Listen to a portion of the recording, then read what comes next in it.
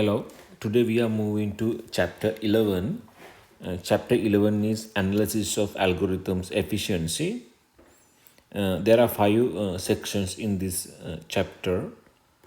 The first section is real valued functions of a real variable and their graphs. Okay, so this is the first section. We are going to cover this section today. This section covers basic mathematical concepts about real variables and graphs. Let's move to the first slide. A Cartesian plane or a two-dimensional Cartesian coordinate system is a pictorial representation of R by R obtained by setting up a one-to-one correspondence between ordered pairs of real numbers and points in Euclidean space. All right, so this notation is used to denote real numbers. This R means real numbers. All right, you might be familiar with the Euclidean space.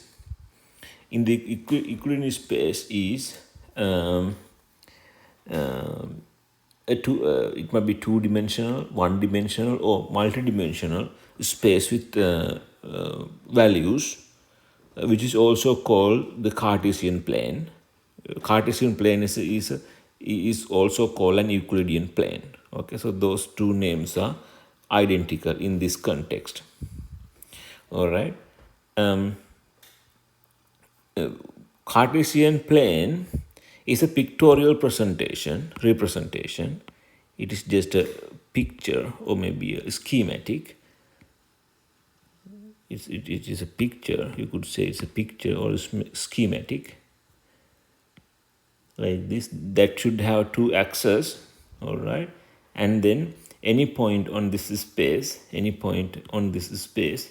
can be represented by x and y coordinates, all right?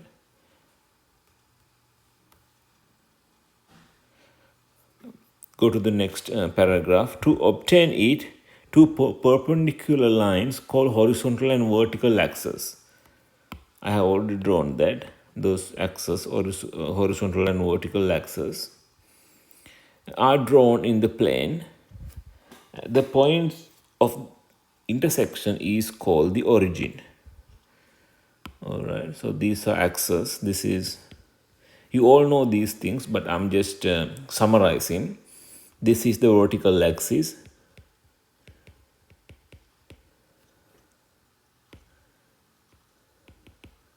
This is the horizontal axis.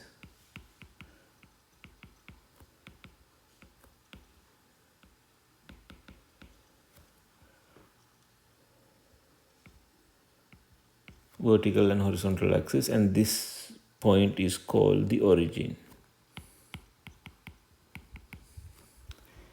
All right. Let me move to this last sentence. Their points of intersection is called the origin, and a unit of distance is chosen from each axis. That means the distances of this axis is measured from the origin. Okay, let's say you have a point right here. The distance is that length. Okay, its length is always measured from the origin. Okay, if you have a point, already you had 2 points, and let's say you have a point right here. Again, the distance is measured by the origin. Okay, distance is always measured from the origin. Let's go to the, let me get this here.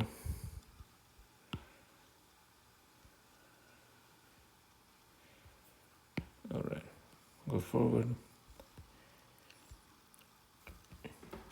An ordered pair x comma y of a real number corresponds to point P that lies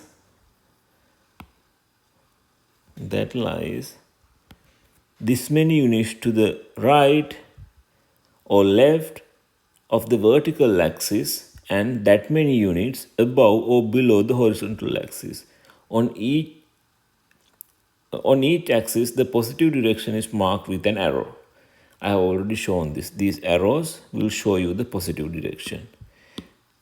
All right. So let me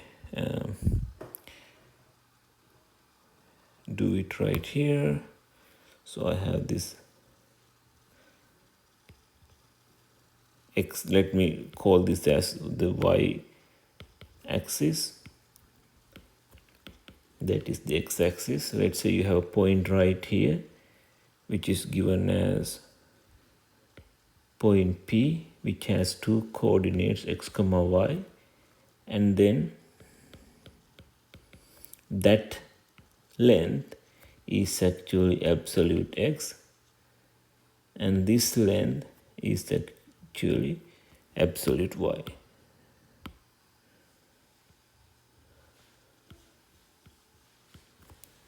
Okay, that's how you measure the lengths. That is given in the first paragraph. There's a definition. A real valued function of a real variable is a function from one set of real numbers to another. If f is a real valued function of real variable, f is a real valued function of real variable, then for each real number x in the domain of x, there's a unique corresponding real number f of x. All right. The graph of f is the set of all points x comma y in Cartesian coordinate plane with the property that x is in the domain of f and y equals f of x. This is something like this. Let's say you have this Cartesian system. This is x, that is y,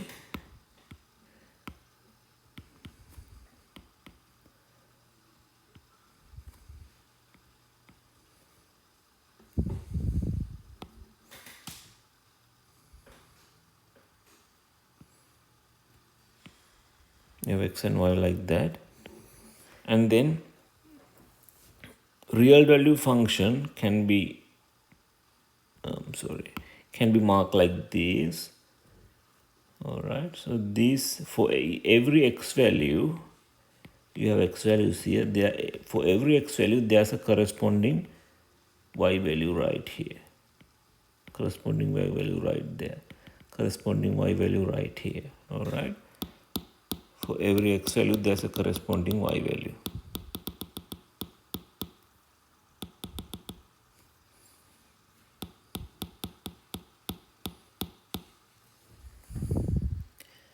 If your x is right here,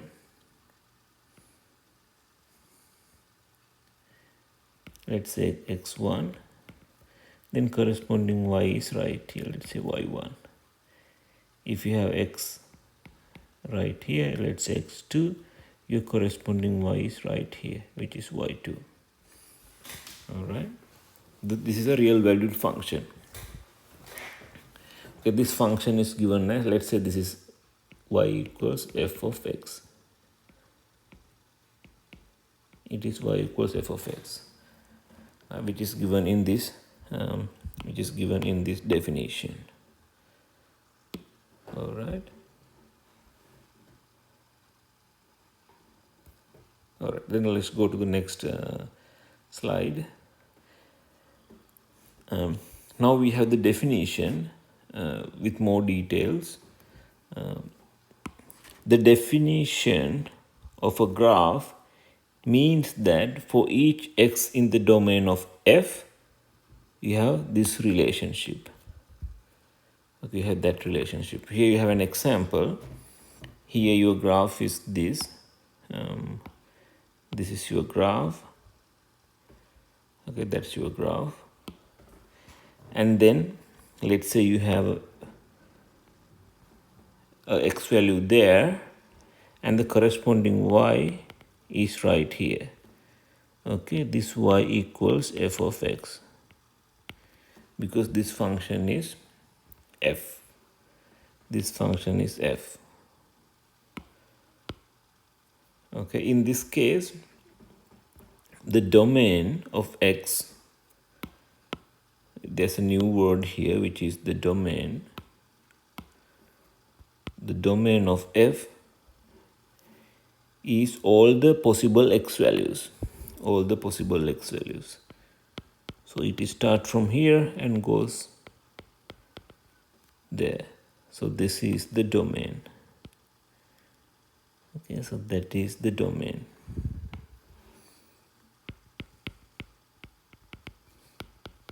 Domain of f. Okay, that's the domain of f. That means all the possible x values is known as the domain of f.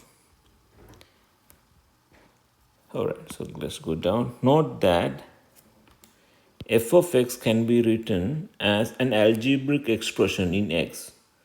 The graph of the function f is the same as the graph of the equation y equals f of x, where x is restricted to lie in the domain of f. What this tells is graph of the function of f,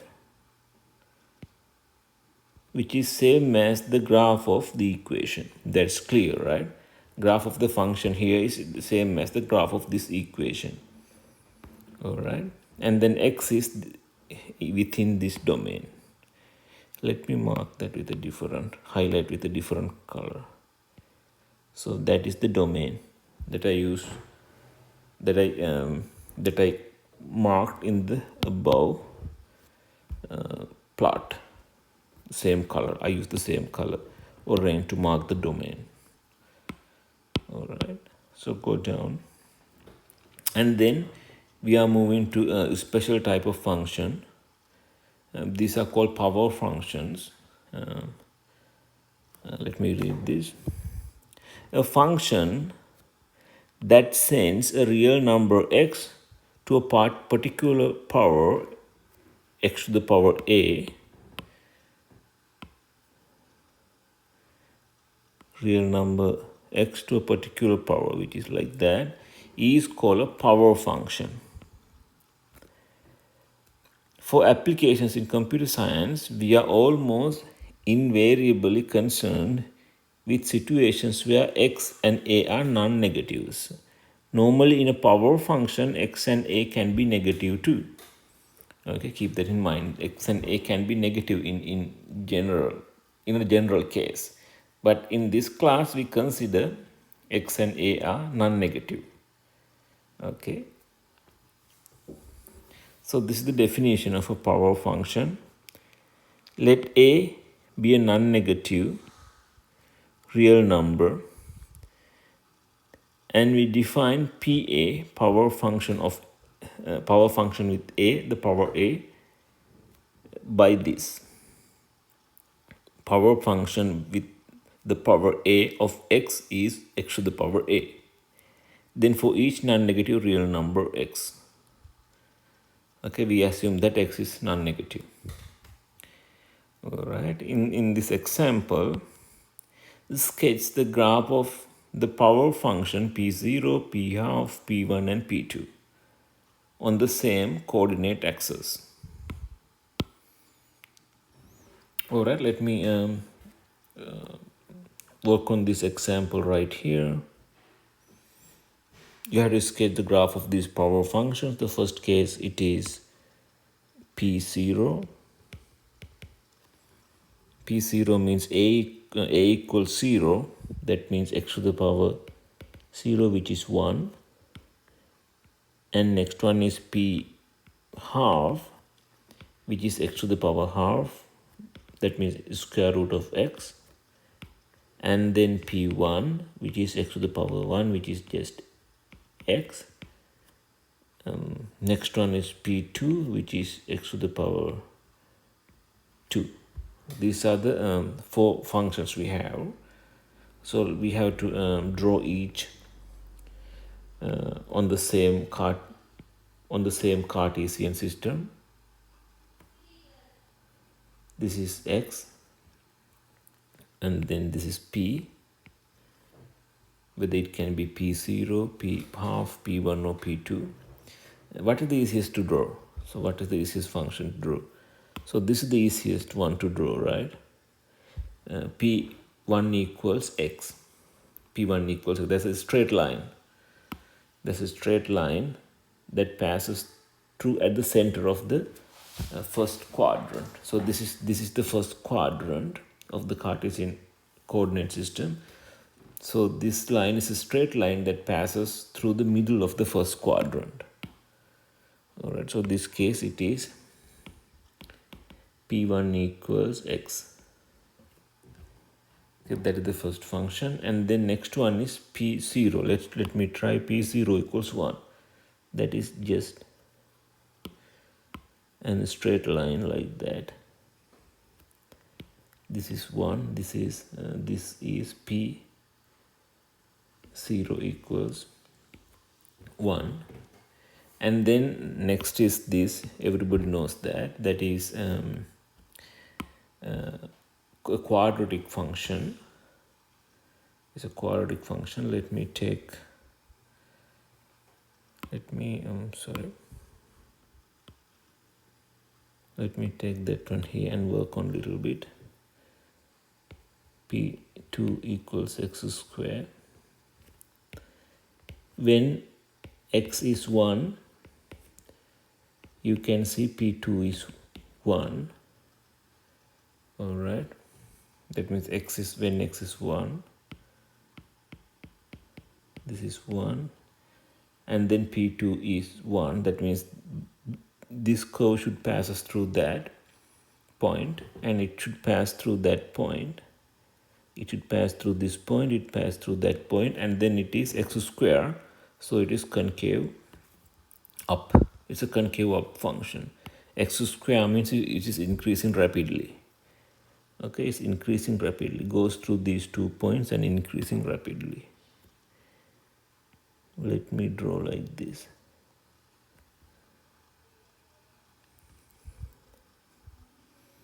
This is then P2 equals x squared. And then the next one is that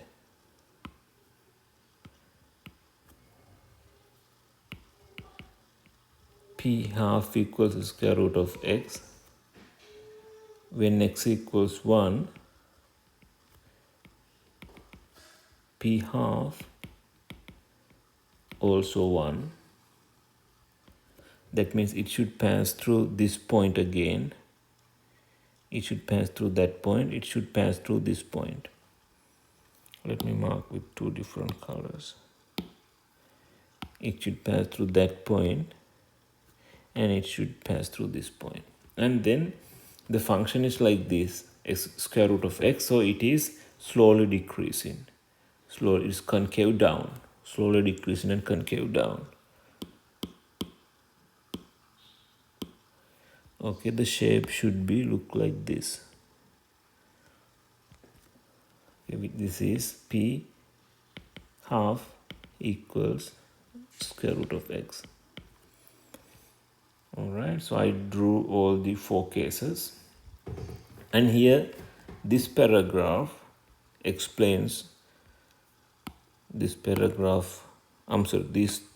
slide explains those 4 cases with details. Okay, so if you need more information how those plots are made, you could read this. So this entire slide explains how to make the plots. I have explained already, so I just skip that. And the same plot is given right here. All right, so you can read that. So I can skip the next 2 slides because I have covered those. And then we are going to talk about the floor function. Floor function is and a special type of function.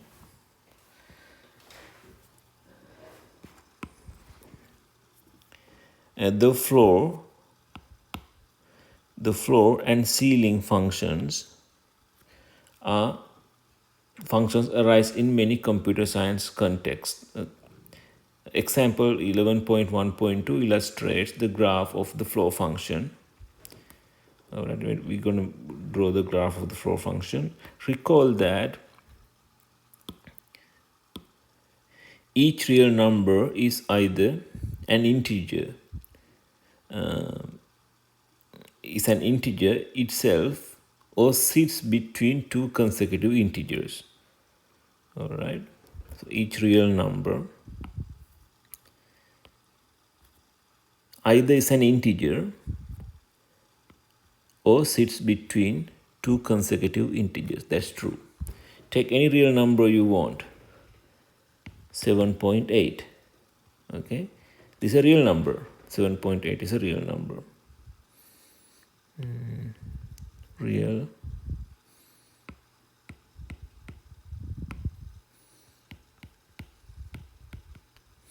number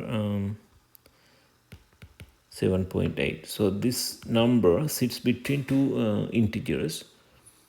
It is greater than 7, it is less than 8. Okay, so these are real numbers. Real number. I'm sorry, those are integers. I'm sorry, what I'm saying is those are integers. This real number sits between two integers.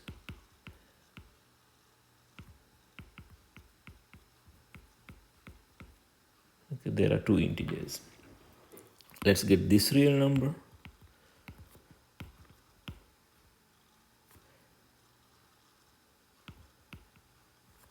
Which is maybe 8, or let me tell you, 5. That is itself a real integer. That itself an integer. This is an integer too. It's a real number and an integer. All right, good.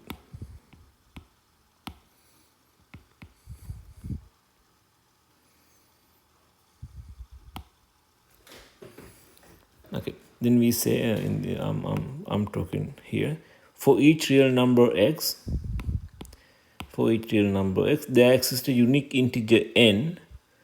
There exists a unique integer n such that x can be bounded below by n, x can be bounded above by n plus 1. Okay, so this is like n in our case, this is like n, this is like n plus 1. If you need, you can replace this by an less than or equal sign. All right, so that is what is given here. All right. Anyway, let me just okay, that's good. So let's move to the next paragraph. The flow of a number is the integer immediately to its left on the number line. If you just mark this on the number line, let me mark this case on the number line. Here you have the number line. Here you have 7. Here you have 8. Here you have 7.8. All right. The floor function of 7.8 is the number, the integer just less than 7.8. Okay, so that is this number. The integer less than 7.8 is 7. So the floor function, which is given like this, of 7.8 is just 7. All right, so this is given right here. The floor of a number is the integer immediately to its left. This is left.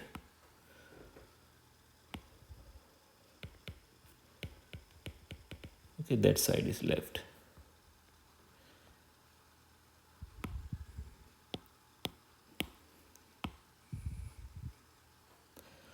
for each real number x, the flow function f is defined like that.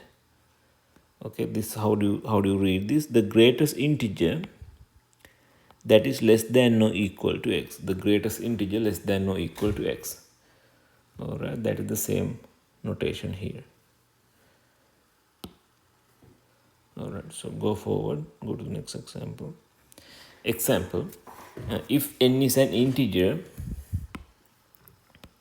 then for each real number x in the interval n greater than or equal x greater than or equals n plus 1, the flow of x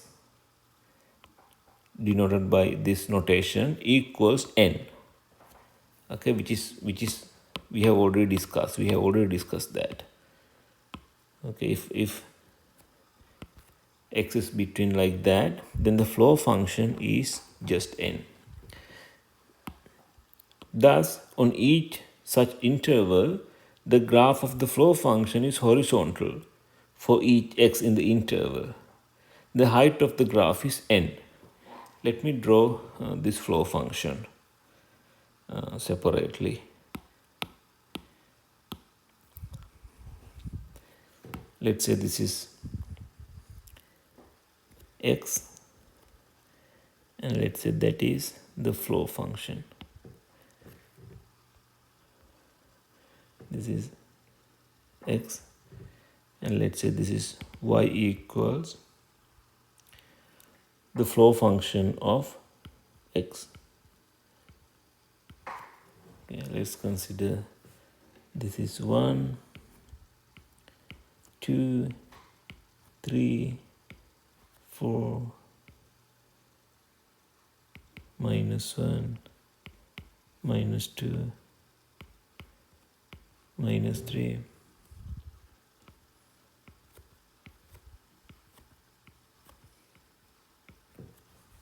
So these are the x values. When x is between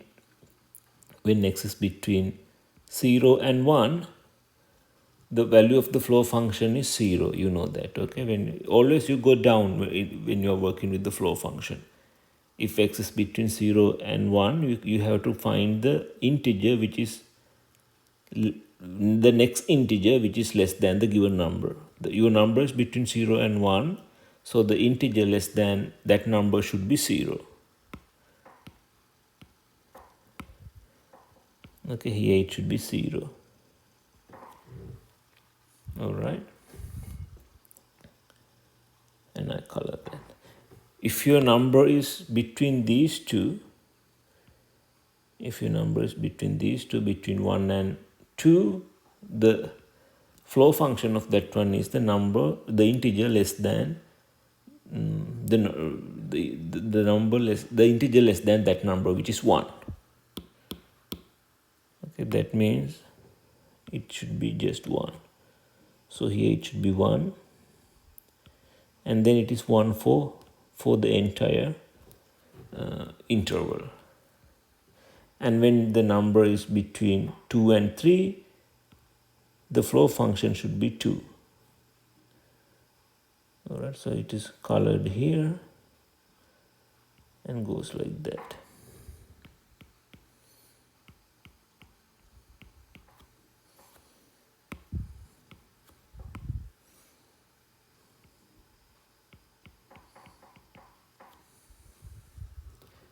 All right, and there's another thing here. When we color this point, we have to mark this point uncolored. When we color this point, we have to mark this point uncolored. All right, that means when x is 2, the value should be 2, not 1. When x is 2, the function value should be 2, not 1. That's how you represent that.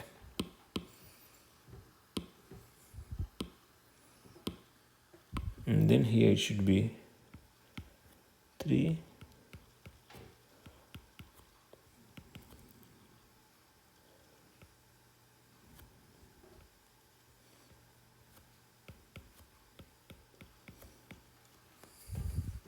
And when it's negative number, it behaves the same. the same shape should be there.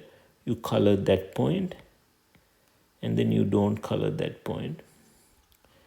Here it's -1, here this -2, and you color this point, don't color that point. When it is -3, you color that point and don't color that point. Okay, this is the flow function which is given right here, to you. All right, so I assume everybody understood that. Let's move to the next slide. Now we are going to talk about a graph of a multiple of a function. Okay, let's say you are given a function. Now you're going to multiply that function and then plot the graph of that. A multiple of a function is obtained by multiplying every value of the function by a fixed number. All right. Multiple of function is obtained by multiplying every value by a fixed number. To understand the concept of OR notation, that we're going to talk this later. Don't worry about that, okay? We will talk this later.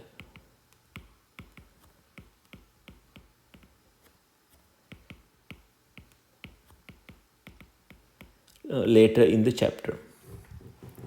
It is helpful to understand the relation between the graph of a function and the graph of a multiple of a function. Okay, so here the definition you have. Let f be a real value function of a real variable and m be any real number. The function m times f, the function m times f is called multiple of f by m, and which is defined like this. Okay, which is defined like that. Which is simply what we do is we just draw the function of f of x and then multiply that function by this constant m. All right. We have an example here so we can understand that very well. Let f be a function whose graph is shown below. We have to sketch 2 times of f. This is f, we have to sketch 2 times of f. Let me mark the coordinates here. Let's assume this is 2 times of f, and that is there.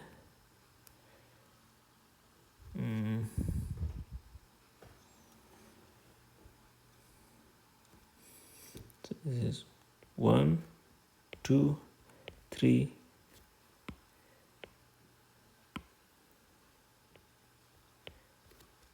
4.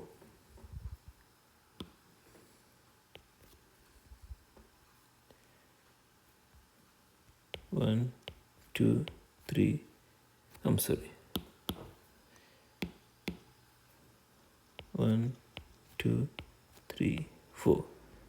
This is 0, and then -1, -2, -3, -4. All right, and then let me extend that.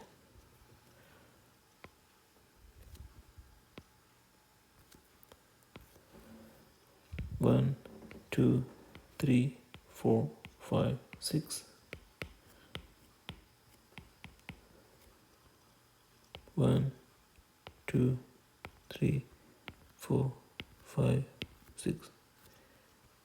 -1, -2, -3, -4. Okay, now we're going to multiply the graph by 2.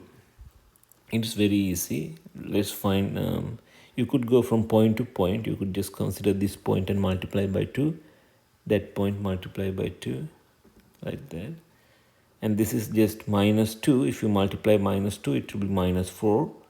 So it goes all the way here. And this is just 0. 0 remains 0. And then this is just 1. So 1 becomes 2. So those are the points. And then this is -1. It will become -2. And this is 2. It will become 4. And this is just 0, that is always 0, and this is just -2, it will become -4. Okay, you just have to connect those points.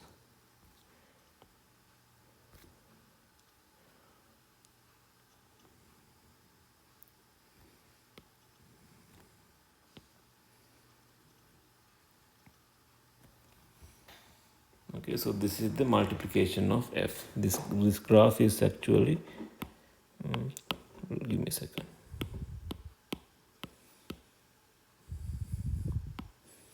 This graph is actually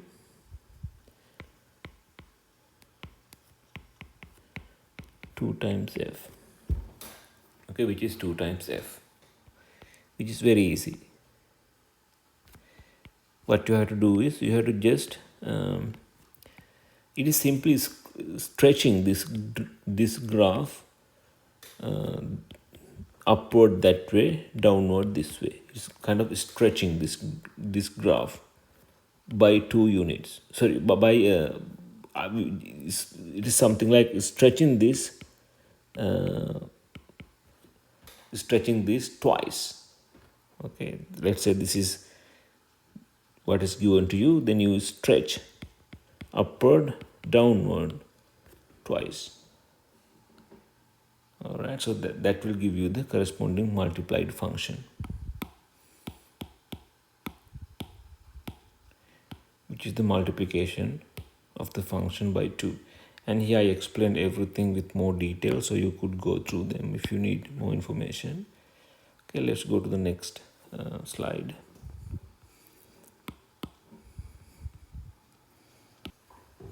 Now we are going to talk about increasing and decreasing functions. For that we are going to analyze absolute value function. This is the absolute value function, which is given by this formula, which is the absolute value function. First of all, let me draw that. There are 2 parts in this absolute value function. The first part represents x is greater than or equal to 0. The other part represents x is less than 0. Well, there are 2 parts in this absolute value function. So let me draw that.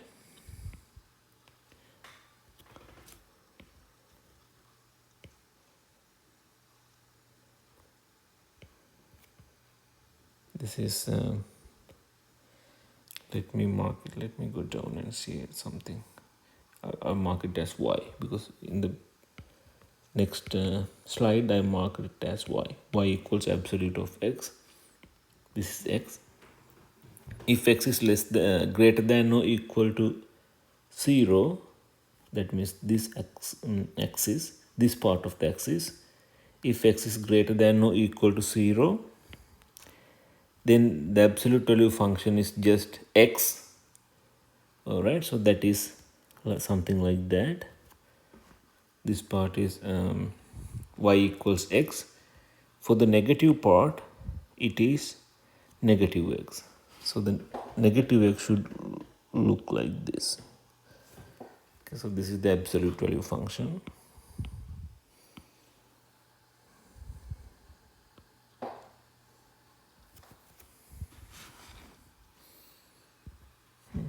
Let me make it little. This is the absolute value function.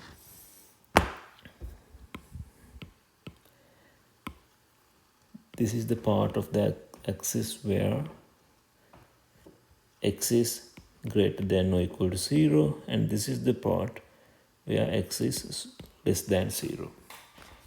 Okay, because of that reason, for this part you have y equals negative x. For that part,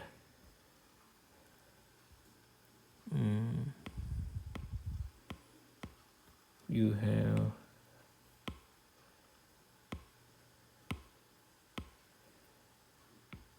y equals positive x. All right, so that is the absolute value function. And then let me discuss the decrease in and increase in parts of this function. The same function is right here. Let me use this function. In this function, you can see the increase in part is this. Okay, increase in part is that, and the decrease in part is this. Let me mark them. So this part is where the function increases. In that case, x should be between 0 and infinity. This, for this part, x is between 0 and infinity. For that part, x is between negative infinity and 0. This part, it is decreasing.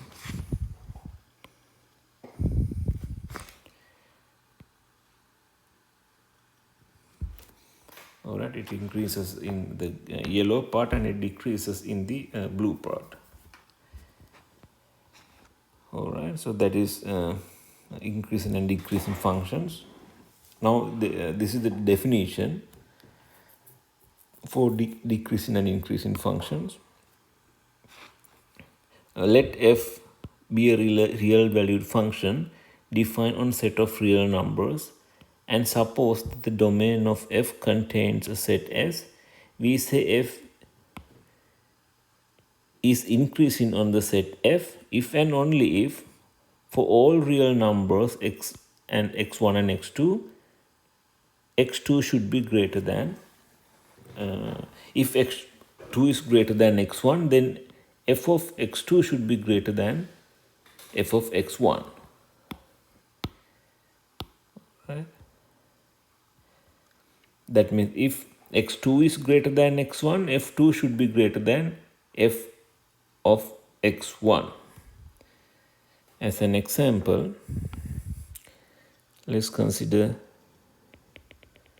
this case. This is 2 and this is f of 2. Let's consider this as x1.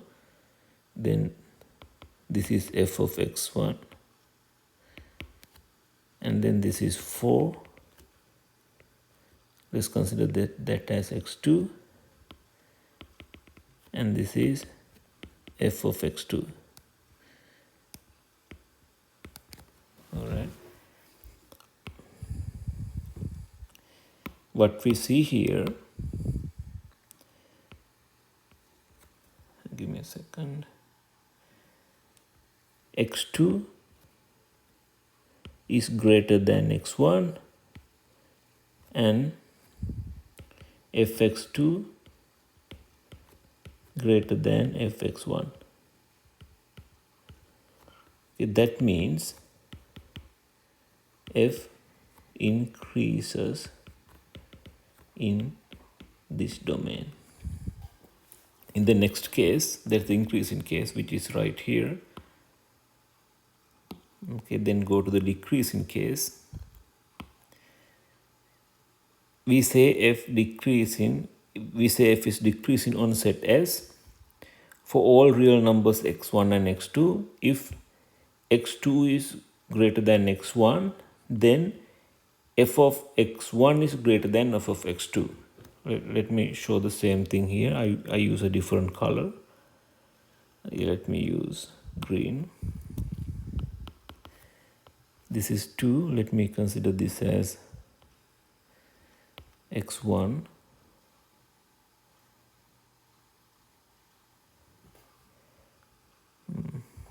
Let me just switch that. Let me consider that as x2.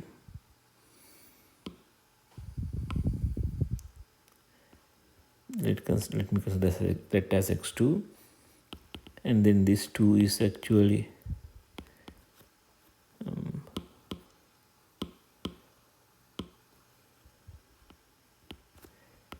f of x2. And let's consider this as x1.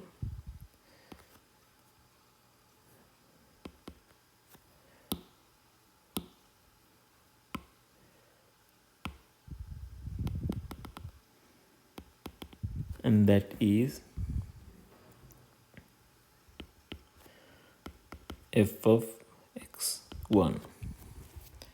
Okay, we see here x2 is greater than x1,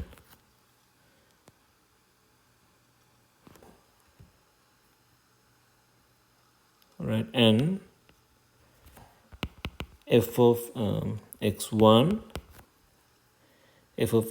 is greater than f of x2.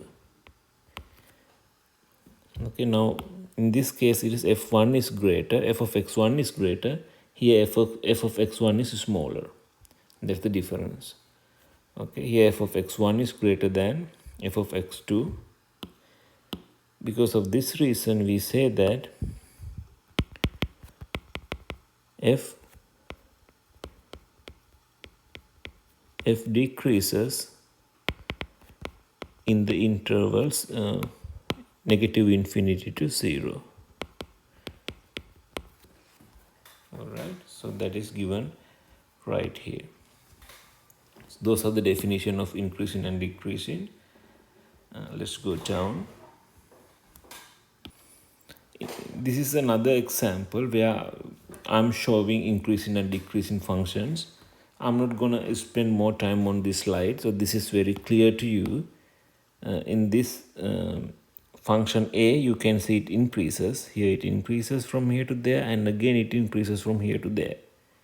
Okay, in the next function you can see it decreases all the way from here to here. Okay, so this is a decreasing function, and that's an increasing function. All right, so there are two types of function, increasing and decreasing functions. Here you have the same definition that you have seen before. Okay, that those are the same definitions. So I'm not going to spend time on that, so you can read and understand. And let's go to the next example. All right, in this slide, we have example number 11.1.5. Let me read the example. Suppose that f is a real valued function of a real variable that is increasing on a set S of real numbers, and suppose m is any positive real number, show that m times f is also increasing on S. Here show that is increasing on S. And you are given that f is increasing on S. You are given that f is increasing on S, and then you have to show that m times f is also increasing on S. All right, so this is an easy proof. Now we take, suppose x1 and x2 are particular but arbitrary chosen elements of S, such that we have to make sure that x2 is greater than x1 before proving something increasing or not. Before proving f is increasing or not, you have to make sure that you take x2 is greater than x1. The reason for that is this definition. In this definition, it is always x2 is greater than x1. Okay, you see that x2 is always greater than x1. And then you have to show f of x2 is greater than f of x1 if it is increasing, or f of x1 is greater than f of x2 if it is decreasing.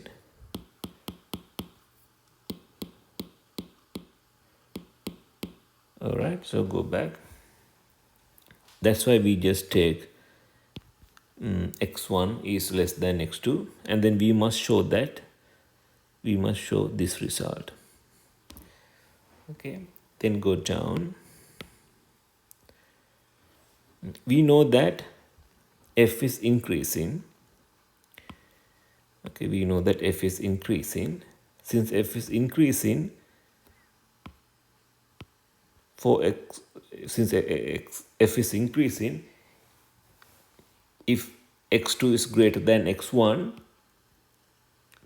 f of x2 is greater than f of x1. That is the definition of increasing. All right, because we already know that f is increasing. We already know that f is increasing. Since f is increasing, you can just write this condition. All right, that is given. that is given to you. You could just start from that statement. All right. Then what we do, we multiply both sides by m. We multiply this side by m, that side by m, which is right here. We multiply both sides by m. No harm, because m is a positive number. You can just multiply anything by a positive number without changing this inequality symbol. Okay, nothing happened to this inequality symbol because you are just multiplying this inequality by a positive constant, which is m. All right, let me take that out. Then I'm just explaining that here. Since multiplying both sides of the inequality by a positive number does not change the direction of the inequality. All right. Since I have multiplied that, now I have this thing. I can just associate m and f together.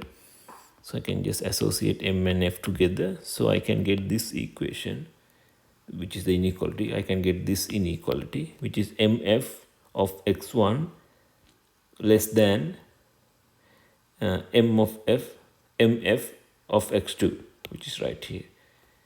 All right, that's something very easy. You can easily obtain that.